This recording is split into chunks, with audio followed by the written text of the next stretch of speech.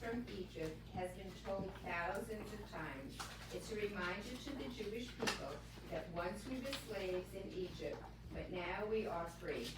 And also, this year, as in years before, generation upon generation, we tell the story of Passover. Now I invite you to relax and listen to this tale. We begin in Pharaoh's palace. My palace. Yes. Yes. I'll have more grapes. This morning, I took a tour of all my new pyramids, and I'm totally exhausted. You want drama, right? I do. Yeah. Okay. You're really into this. Jonah, go! Okay, slave. Yes, Your Highness. I must tell you that as a slave, we are really doing a fine job at building those pyramids. Carrying bricks is just the discipline that my 14 sons needed. Wow, Jonah. Calm down. 14? Did you say 14 sons? Yeah.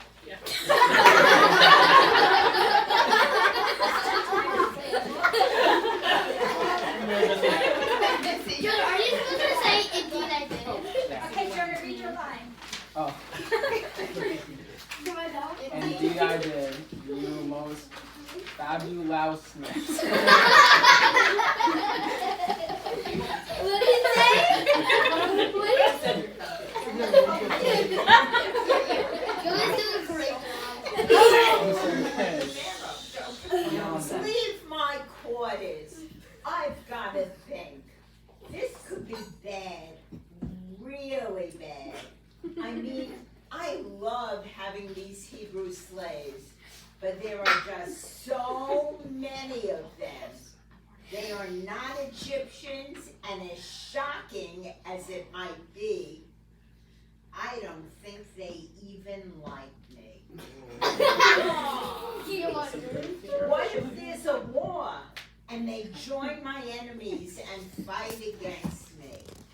I'm going to try to find a way to decrease this Jewish Hebrew slave population. It's you, Ike.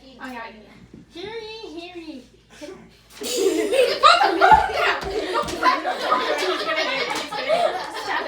Stop it.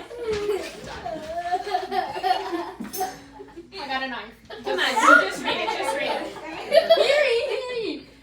It is hereby decreed by Pharaoh, ruler of the land of Egypt, that any son born to a Jew is to be drowned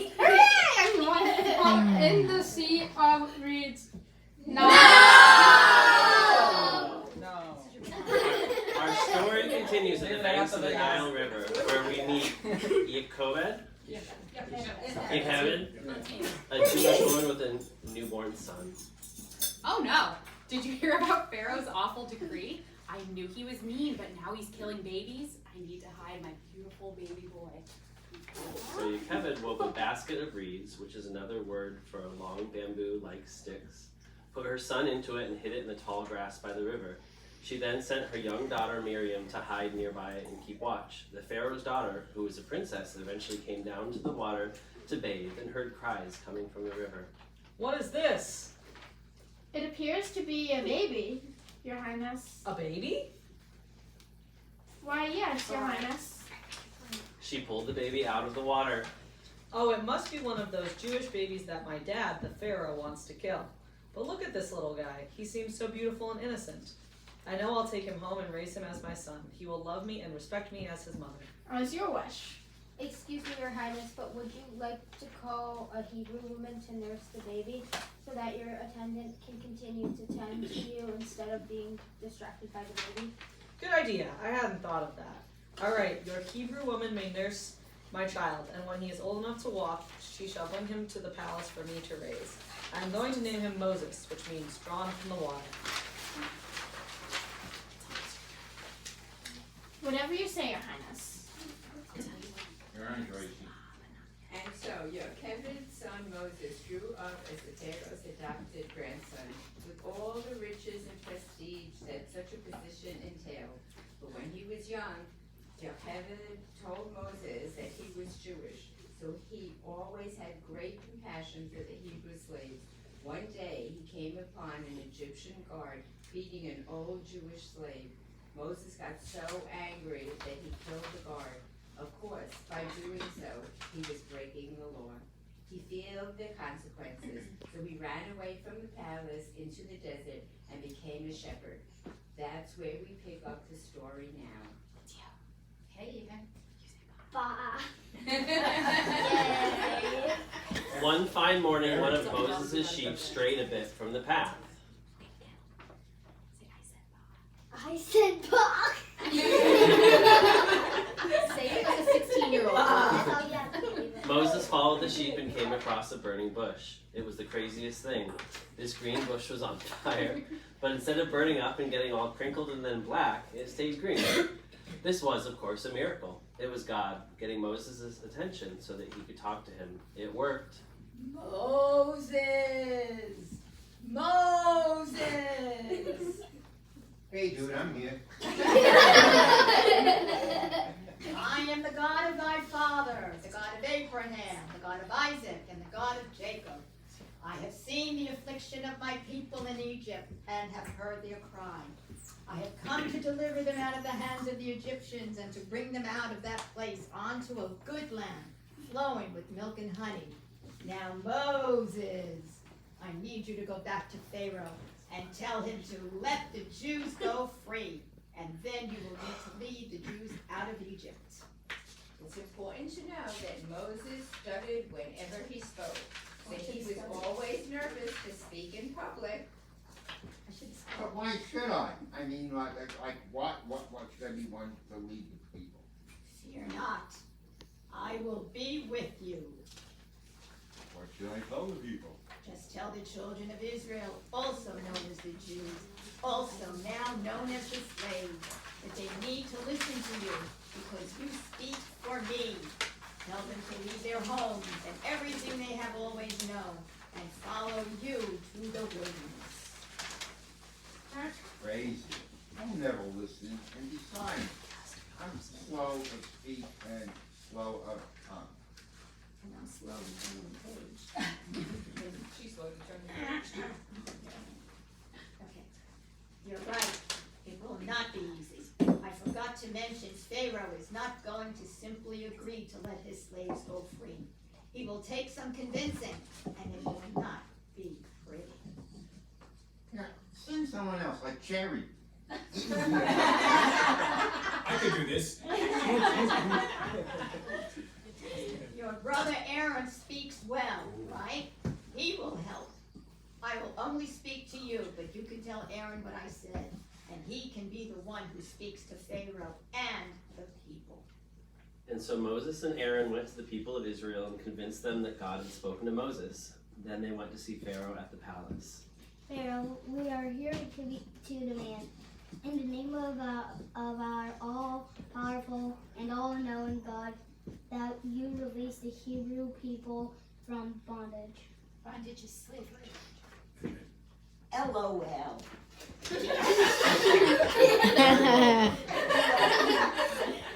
That is really amusing, guys. So Moses, back after all these years to bring shame on your own house and your own grandfather?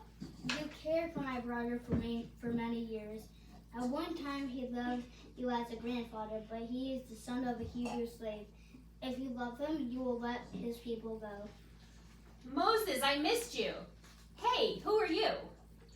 I am Aaron, Moses' brother. I thought I was his brother. Pharaoh, if you do not release the Hebrews, Egypt will be smitten with a greater plague than it has ever before seen. There is no way I am going to do that. I don't know this God you are talking about, and I will not let your people go. Now get out of my palace. To punish Pharaoh for his refusal to let the Jews go, God turned the water of the Nile to blood. It was horrible. Everyone needs fresh water to live, and instead of water, the entire river ran red with blood. Pharaoh was furious. He called Moses and Aaron back to the palace. Okay, this is horrible. The Nile River has turned to blood, and it's your fault. Everyone is freaking out. Maybe your God is powerful after all. If I let your people go, will he turn the river back to water? Yes, of course. We don't want to harm your people. We just want to leave and be free. Fine, then go. So Aaron and Moses left the palace and told the Jewish people to start getting ready for their journey. But then, Get Moses and Aaron back here. Yes, Pharaoh? We were just leaving.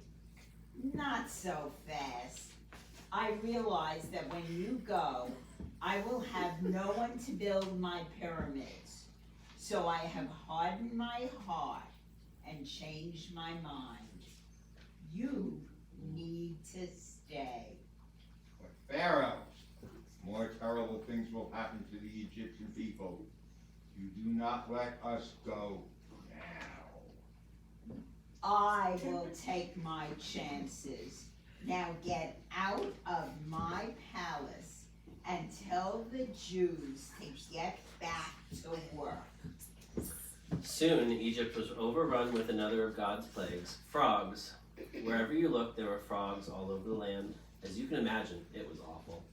So Pharaoh called Moses and Aaron back to the palace and told them he would now allow the Jews to leave Egypt. But when they were ready to leave, Pharaoh changed his mind again. The next plague God sent was lice. People and animals all got lice. Then flies everywhere. Then cattle disease. So all the cows got sick and died. Then boils. Terrible blisters on everyone. Then hail fell from the sky. Big pieces of hail, as big as ping pong balls. Then locusts, which ate the plants, including all of the crops. So between the cattle disease, which ruined the meat, and the hail and the locusts, which wrecked the crops, Egypt was in bad shape. People were hungry. Then came the plague of darkness. The sun never rose, and people were frightened and cold. The plagues were spreading fear and sickness across Egypt. But the crazy thing was, after each plague, Pharaoh would call Moses and Aaron to the palace and tell them that if their God made the plague stop, the Jews could leave Egypt. So God would end the plague, and then Pharaoh would harden his heart and change his mind, keeping the Jews in bondage. It was a mess. Who is this God of yours? How is it that each of these plagues only affects the Egyptians and not the Hebrews? Get out! Pharaoh, our God is all powerful. We don't know what we can do to make you see that you must give in. We're warning you now that God has told Moses what the next plague will be. He's going to kill the firstborn of every Egyptian household, including your eldest son. Pharaoh, don't let this happen. Let my people go. I do not know your God, and I will not let your people go. Get out of my house. Get out.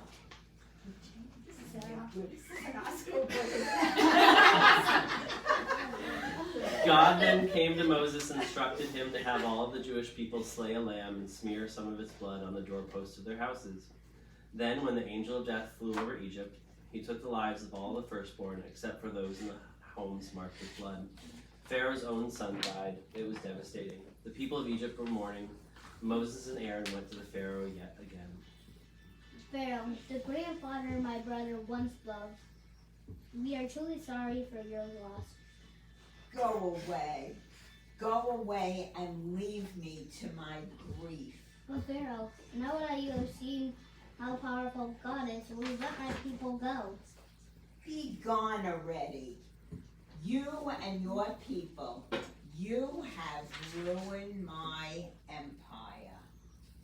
So Aaron and Moses left Pharaoh and went to the Jews. Listen to me, everyone. Remember this day when you were able to leave Egypt, when we were slaves, and now we are going to be free, and God will guide us out of here to the promised land. You must go fast. You must make food. But we must go before Pharaoh changes his mind again. He won't change his mind, not this time. Moses, if we leave right now, the bread won't have time to rise. Forget the bread. We can eat matzah.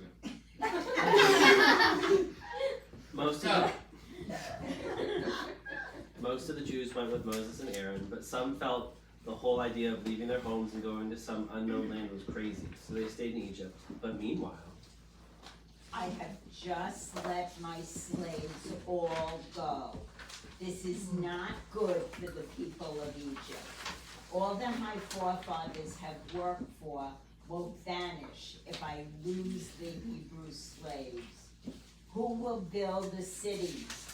The entire economy of Egypt will collapse. It will be the end of an empire. I want them back. So once again, Pharaoh had hardened his heart. He got his army together and went after the Jews because they were walking and had a lot of kids with them who were slow walkers. The Jews had only gotten a few miles away from Egypt, and they were really close to the Red Sea. Look, the Egyptians are coming. They will kill us all. They will work us to death. Moses, do something. Don't be afraid. God has handled things for us before, and I don't think he would have made all those plagues just to have us die at the edge of the Red Sea now. then God spoke to Moses. Moses, lift thy rod and stretch out thy hand over the sea and divide it, and the children of Israel shall go across the sea safely. It was amazing.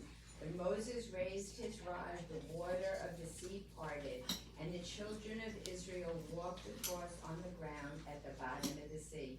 They were totally fine, but Pharaoh's armies followed to catch them. The waters closed in, and Pharaoh's armies were drowned. That was a miracle. We made it across the Red Sea. I don't know what God has in store for us next, but at least we are free. And Miriam took a trimble, which is another word for a tambourine, in her hand, and all of the women went out after her with their trimbles and danced and sang. This kicked off a trek of 40 years through the desert.